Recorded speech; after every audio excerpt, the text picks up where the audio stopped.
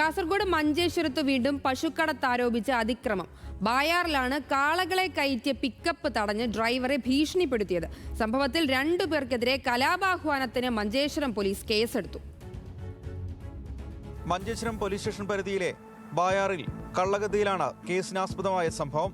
വടി ഉൾപ്പെടെ ആയുധങ്ങളുമായി എത്തിയ സംഘം കാളകളെ കയറ്റിക്കൊണ്ടുപോകുന്ന വാഹനം തടഞ്ഞു നിർത്തി ഭീഷണിപ്പെടുത്തിയതായാണ് പരാതി. സംഭവവുമായി ബന്ധപ്പെട്ട 2 പേർക്കെതിരെയാണ് മഞ്ചേശ്വരം പോലീസ് കേസെടുത്തിട്ടുള്ളത്. പൈവളികയിലെ ആവളയിൽ ഇബ്രാഹിം ഖലീലിന്റെ പരാതിയിലാണ് പുനീത് എന്നയാളെയും കണ്ടാലറിയാവുന്ന മറ്റൊരാൾക്കുമെതിരെ പോലീസ് കേസെടുത്തിട്ടുള്ളത്. വണ്ടിയിൽ കാളകളെ കയറ്റിക്കൊണ്ടുപോകാൻ അനുവദിക്കില്ലെന്ന് പറഞ്ഞ് ഭീഷണിപ്പെടുത്തിയെന്നാണ് പരാതി. കലാപമുണ്ടാക്കുക എന്ന ലക്ഷ്യത്തോടെ പ്രവർത്തിച്ചുവെന്നും എഫ്ഐആറിൽ പറയുന്നു.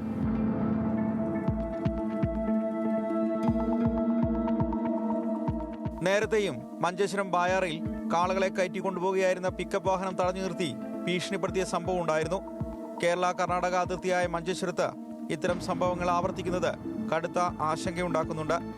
സംഭവത്തെ തുടർന്ന് അതിർത്തി കേന്ദ്രീകരിച്ച് പരിശോധന ശക്തമാക്കാനാണ് പോലീസിന്റെ തീരുമാനം.